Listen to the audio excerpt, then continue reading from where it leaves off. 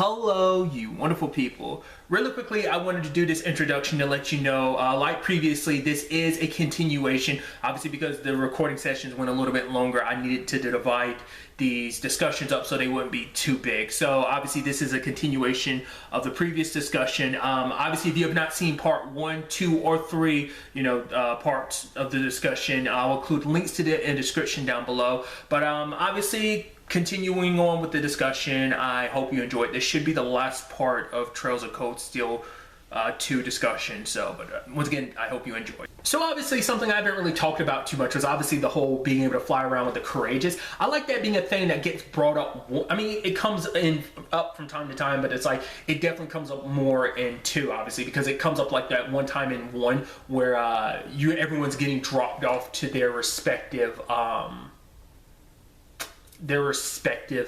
field studies. Like obviously like Group A getting dropped off to Rower. I can't remember where Group B was. They might have gotten, that might have been St. Arc. I don't remember. I always kind of forget. Because obviously the place, and once again, I keep doing that. I need to stop. Save 3 stuff for the conversations about 3. I'm so sorry. But the fact of the matter is, that's your first experience with the courageous, and obviously it becomes a much bigger thing in 2. Obviously, Oliver leaving it to you, and the Viscount making Toa the captain and everything. So I just thought that was kind of an interesting thing. And just I love the whole thing about you going around gathering up all the students, because both playthroughs I made sure to do that, because I think it's neat, just everyone coming aboard with their respective things, whether it's training or opening up shops, whether it be like a Hugo and Becky situation, or is it Casper who does all the weapons on the ship, other people just to have for conversations and stuff like that, because Marguerite, Monica, and Bridget, they're important in the sense of like, you get meal stuff for them, like by doing like recipe stuff with them, you unlock, I think, quartz and stuff like that. I definitely know for Ferris you get like a powerful master quartz for all the if you have all the recipes, because she eventually gets on board. Because I like that, because obviously there's a certain amount of people you can get throughout the main course of the game, but obviously when you go to liberate Trista at the very end,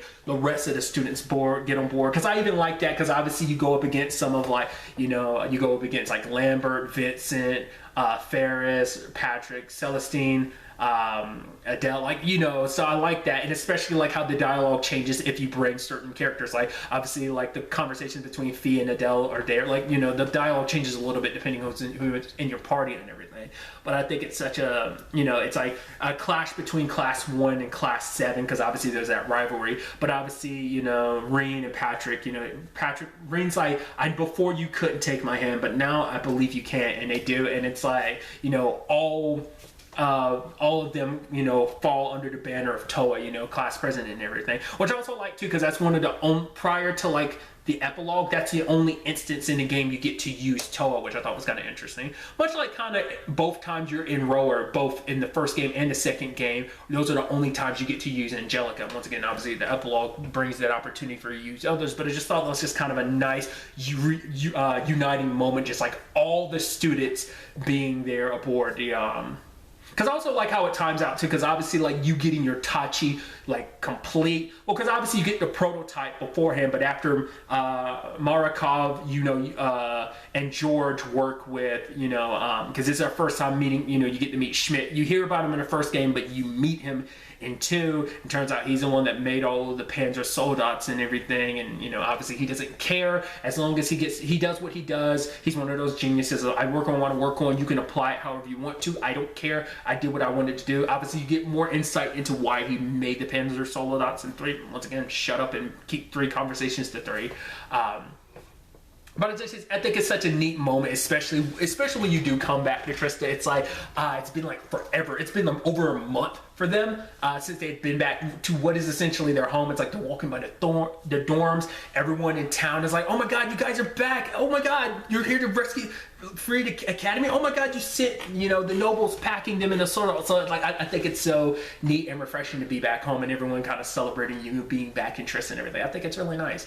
I didn't talk about them in 1, I should have, but it's the couple that lives across the dorm for you, because every time you run into them, they're super embarrassed. Like, oh my God, why is it every time people catch us in such embarrassing, because they're like super duper in love and everything. It's a super adorable thing. But nevertheless,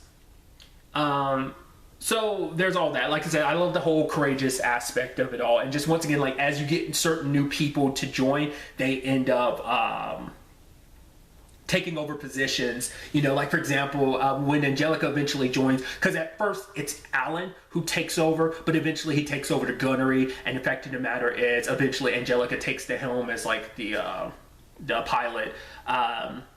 It's probably one of my favorite reunions. Probably my two favorite reunions are Alan and Bridget, because that's super adorable. And you know, because eventually in the 2 day, you know, when you meet them in the epilogue, they're dating and everything already, and it's beautiful. And then also like Linda and Vivi, like, you know, it's like they were separated for them to be reunited and everything. It's so beautiful. I think I talked about it before, but I love that lady that works in Roar, because that's where Linda's at. It's kind of like she has her niece named Linda, but then she has like Linda, and she has to be Linda is the girl that works here. Linda is my niece or whatever, like, you know, my family member. I thought that was just kind of an adorable thing. But even despite them being on the ship supposed to be doing serious stuff, Vivi's still kind of like saying stuff to embarrass Linda, and Linda's just like, let me do my damn job and just do your own job too. Not stop like screwing around. A lot of that I think is kind of, you know, pretty neat. But also, oh, you can't forget about like, once again, I always feel like I'm butchering names, but like Theresa and Emily being reunited and everything, those besties. I think it's just like a lot of that I really, you know, think is super dope. You know, everyone kind of, you know, being reunited. Speaking of the courageous, I forgot to talk about one of my favorite quests, and it's the Phantom Thief quest where he steals everyone. It turns into like, you know, it's like, you know, Reen and Fee or Sherlock and Watson of it, and they have to figure out who in Class 7 got replaced. I figured out it was Machias, like without a guide, just because I was like, oh, like I'm me. I wanted to make sure, because obviously you always want to make sure you do everything just so you can make sure you get the maximum AP and stuff like that. But the fact of the matter is, I already felt like it was Machias, but then I looked it up to be like, oh, it is definitely Machias. But the reasoning for it wasn't what I thought it was, because basically he makes some excuse like, oh yeah, me and Eustace, we were playing a friendly game. For me, I was like, that's bullshit. Machias would never describe what they do as a friendly game. It wasn't just a friendly game. It's like, but then it's like, But I love that the fact of the matter is, it was that Machias the one that got replaced. So I just thought that was kind of it's just an interesting mystery quest that I thought was kind of neat that you're able to do aboard. Once again, just showing you just like how weird Phantom Thief B is, that he somehow snuck aboard and was able to do that. I mean, he is a master disguise, so I guess he was able to just disguise himself as maybe one of the people working on the Courageous, and I was able to just kind of walk aboard. I just think it's just kind of a neat little thing, especially because like Reen even talked about when he was talking to him in the Pentagram. He's like, how the hell did I just get stuck here just listening to him? And he's like, oh, like I just stole your, he's like, isn't that the most beautiful thing ever? I just happened to steal your time with such intriguing stories. So it's kind of like, oh, I did a thief thing. I stole time from you because you were sitting here listening to me regale these amazing stories and stuff like that.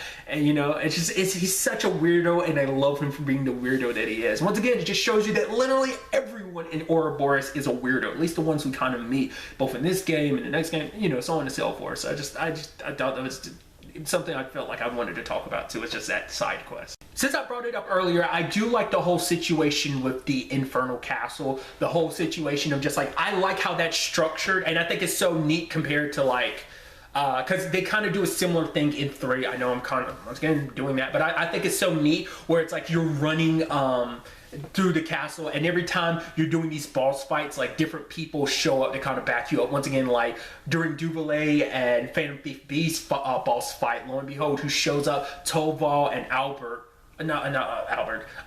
Tovald and Oliver showed up to help you. Then during Zeno and Leo's fight, Sharon and Claire, and once again, it's what I've talked about in 1. It's just like the whole thing about I was talking about the fact is that Sarah, if you have her during that fight, she's like, oh great, my 2 favorite people, being super sarcastic about it. And then you go up against the Blazing Demon himself, and then once again he gets super excited. He's like, hell yes, I could finally burn this place. If I could go all out without worrying too much. And obviously, lo and behold, who shows up? None other than the Viscount. And it's this sick little fight between them. It's always something I think is kind of neat that the Trails games do as well. The techniques that people use in battle, like your actual craft techniques, they use those techniques in cutscenes. So like, you know, there are instances you'll see Sarah attacking using the craft technique she actually uses in battle, stuff like that. So I just think it's kind of neat. But seeing those two titans go toe to toe is so impressive. I think that's the last ones, if I remember correctly. So, and then eventually, like, you make your way to the top. Obviously, the whole thing about Duke Cayenne finding out why he's doing what he's doing, that he's actually kind of connected to the Arnor family himself, because he himself is from, like, the bloodline of the dude that's known as the False Emperor. You learn more about that from, I know it's in the Black Records in 3. I don't remember if it's there in 2. I think it's in 2, once again showing you, like, history repeating itself. But obviously it's like, you know, Crow and Vita being there, you facing off against them. Then Reen and Crow having their final fight, and just like how badass that is.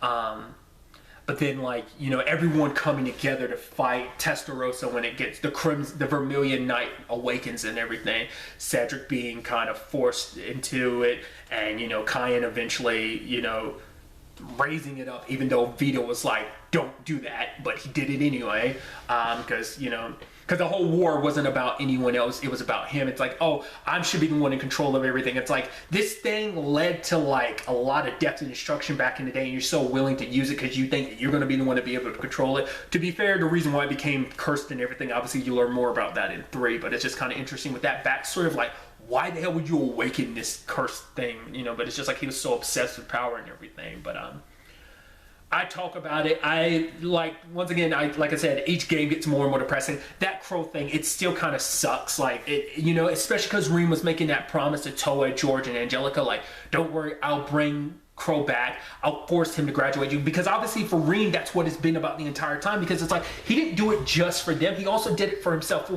one, on a personal level, to be able to say, like, hey, I beat you, Crow, but also because Crow was his friend. It was one of his best friends, you know, so it's like he wanted to bring him back, especially knowing why Crow did what he did with the whole Osborne thing, you know, and for you to kind of come so close yet so far, because like you would beat him, he would have come back with you, but to lose like that, you know, it's heartbreaking, you know, and it's all Duke Cayenne's fault. And then on top of all, I mean, even having Vita kind of like get serious, like, if you continue to disrespect this situation, I will come after you myself. Rufus comes in saving day, and it's like, oh, Rufus, because like the entire time you feel like Rufus had his own ulterior motives for being a part of the Noble Alliance, but it's not to that very last moment you're like, oh, let me introduce myself, because Amelia was the first one to figure it out. She's like, I'm such an idiot for not figuring out, you're an Iron Blood, aren't you? And it's like, wait, what? Eustace out of me would be like, wait, what? He's like, yep, I'm actually not just an Iron Blood, I'm the leader. Claire and Lecter show up, and it's like, oh yeah, like, neither one of them knew. Literally the only people who knew the truth was Osborne. And obviously the reveal that, oh, I'm not dead, even that being something you literally don't get answers to that till near the end of 3. Like, how the hell did you survive? And even the answers you get in 3 are like, that's only scratching the surface to giving me answers, because that still doesn't explain everything about Osborne.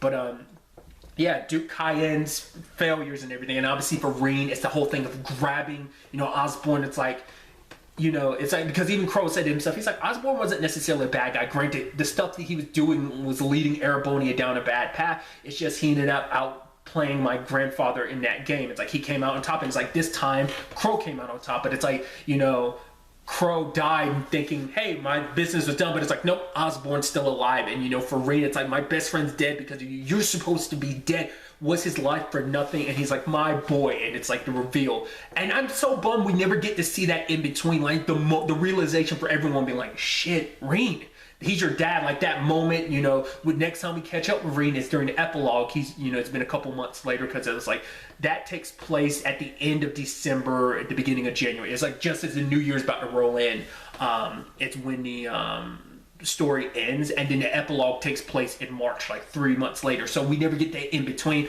Obviously, you get that little bit of a moment between him and Claire where he's kind of a little pissy towards Claire, because Claire kind of figured it out early on, but she never said anything because she wasn't sure. Because obviously she has a very complicated thing, because obviously she serves Osborne, and she's like, but you know, that wasn't the only reason why. She tries to say that. You get more context to that line in 3 as well. So I love how the story does build up, and kind of, you think little minor things like that whole whole Claire conversation, and she's like, that's not the only reason. Like, you understand that other reason later on. And I think that's kind of it's a very sweet, very bittersweet reason why she cares about Rean a lot too. Just because, basically, you know, if you're unaware, she reminds him of someone else that's kind of important to her. You, like I said, you get more answers to that in 3. But the whole thing, you know, Rean's still dealing with, like, obviously these are still the earlier days. It plays out more in 3, but it's like being heralded as the hero who ended the war, the Ashen Chevalier. Because you know that's also got to rub him a little weird too, because it's like being called the Ashen Chevalier, Crow being the Azure Chevalier. It probably bugs him a little bit,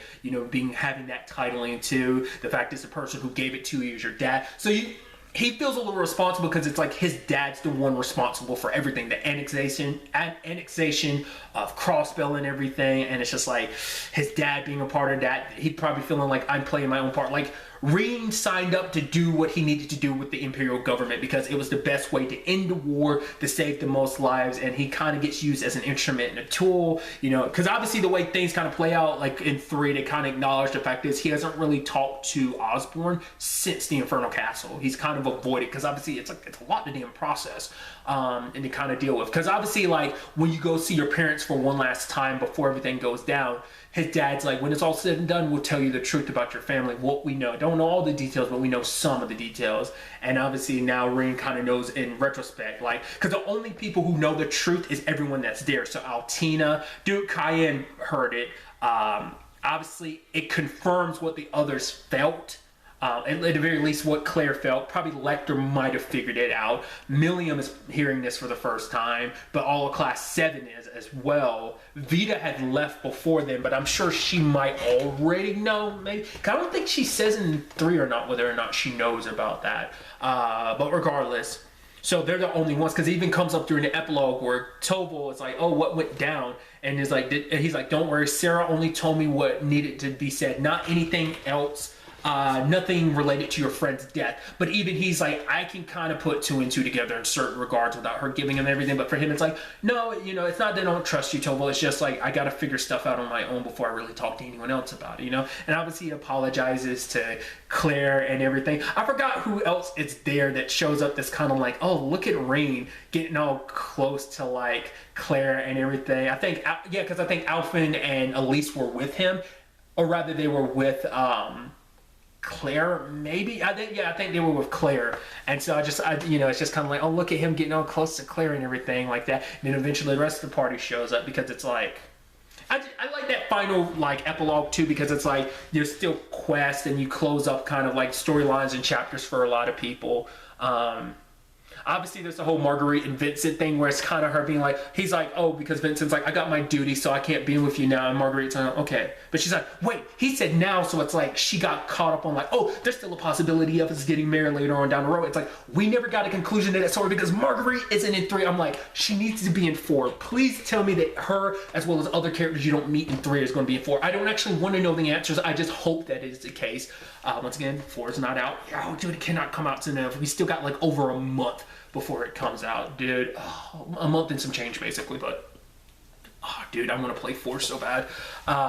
That's like I said, I've watched like 2 trailer things. It's just mainly character stuff, but it's like I've avoided looking at anything else because I don't want to know. Once again, I need to shut up. But I did obviously like the final challenge of, like, you know, going into the old schoolhouse, it being something like it was a test that was activated by accident. It wasn't meant to be activated, but it's like, this isn't for glory or anything. This is just a final challenge for us, showing our growth. This is something that we want to overcome as a class. And once again, it's just like you can bring other characters as well. Like I said, Toval, Sharon, Claire, Elise, Toa, Angelica, Alphen. But the fact of the matter is, like, when you get to a lot of the boss fights, Rean is like, it would mean a lot to me if the rest of, like, I'd rather it be my classmates here for this fight, you know? Says that, you know, in case because you need, like, I think that at the very least they need to be in your party. Like, whether they're reserves or not, you need at least like 3 or 4 members of Class 7 in your party to be able to do those boss fights. I don't think they have to directly be in your party. Maybe they do, but for you to start the battle, I don't remember.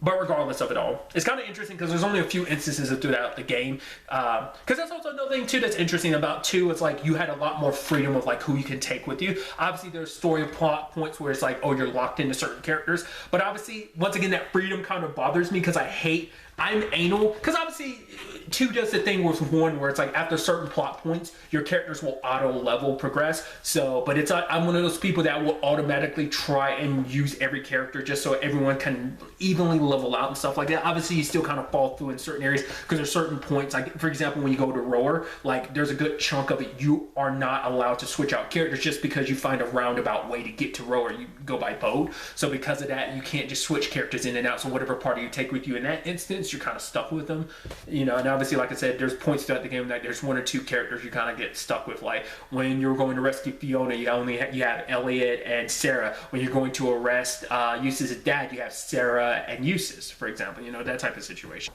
I actually went through the schoolhouse, the final dungeon, and the epilogue and everything. I went through that on my without using the mirrors my first time through. Second time through, I used it, and man, is that stupid easy. Especially because like basically the ice crown that Rain has on, basically I want to say like Vita and Crow kind of have a similar thing to us, or whatever their situations are, they can recover CP really easily. So I think they kind of have very similar equipment. But I used Vita and Crow. Because if you're unaware, like during the final dungeon, you could do a thing where you basically equip these special items to your character. So basically, whatever male character you have, like a certain item equipped to, you'll have that. You know, you can be Crow or Lloyd. Because the 5 are Crow, Vita, and Altina.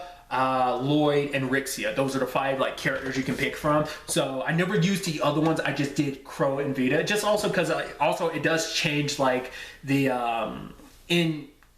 in battle sequences, because obviously that's always a thing too. Like, oh, if you end a battle with a link attack or whatever, or a rush attack, the fact is the 2 characters will, you know, like their win quotes are different, and you know, and it changes like with like Rain having, you know, whether it's like Emma and Vita or like Rain and Crow, for example, and stuff like that. So I just thought, like I said, my second time through, I used it because it's something I didn't catch, because I didn't use it the first time because they're super expensive.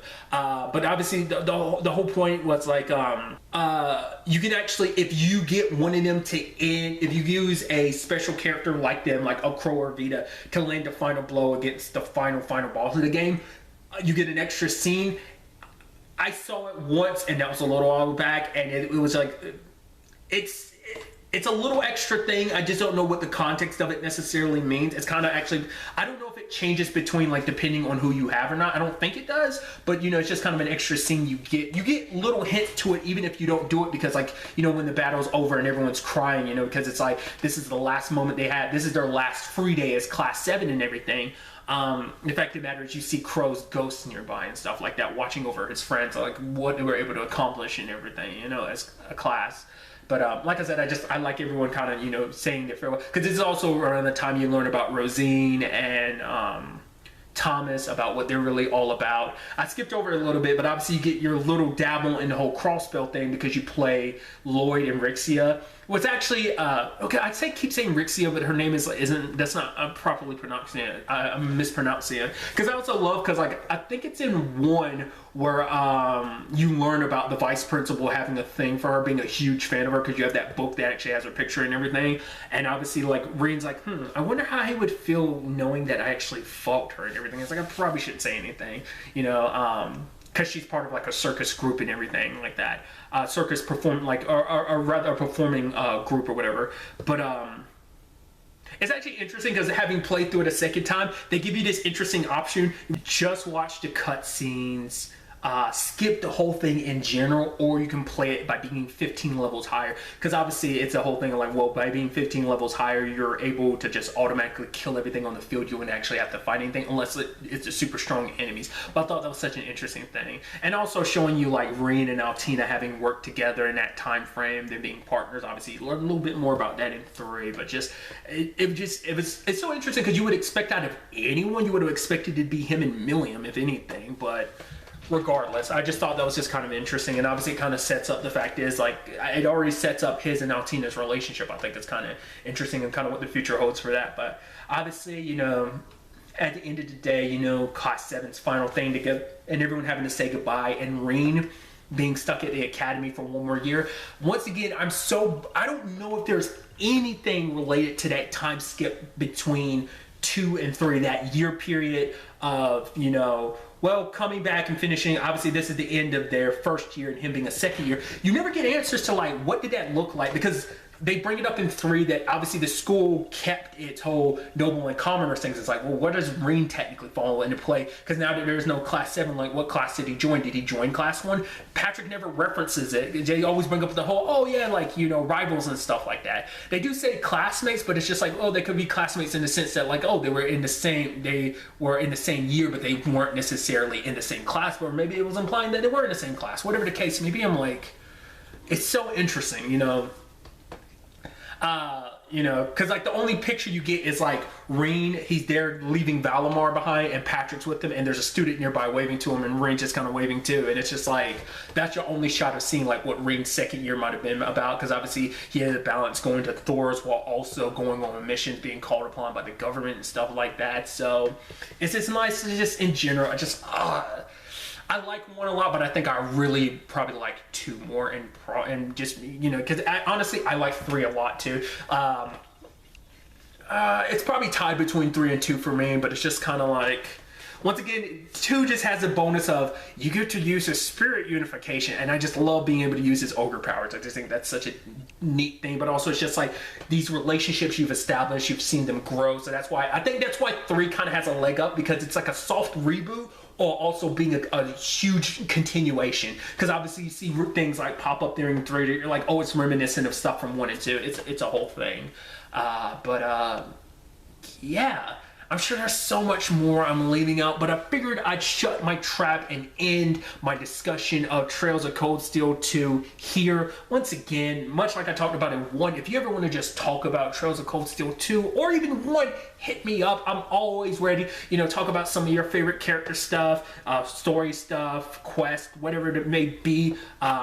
If I had a decent enough setup, I would love just to stream these games, but I don't have a setup I think would be good for doing that. But I would love to just stream these games one day, just to play them and just talk to people as I play them, you know, maybe other fans of them or people who've never experienced these games firsthand, whatever the case may be. It's just, you know, I mean, regardless, and that's kind of neither here nor there. So, like I said, I'll shut my mouth here. I expect 3 to come out at my discussions for 3 fairly soon. Like I said, I'm gonna wait till I completely beat 3 for the second time through, and then I'm gonna talk about it. So I'm, like I said, to anyone that's curious, I am in 4. I'm literally on the train ride to Heimdall in chapter 4.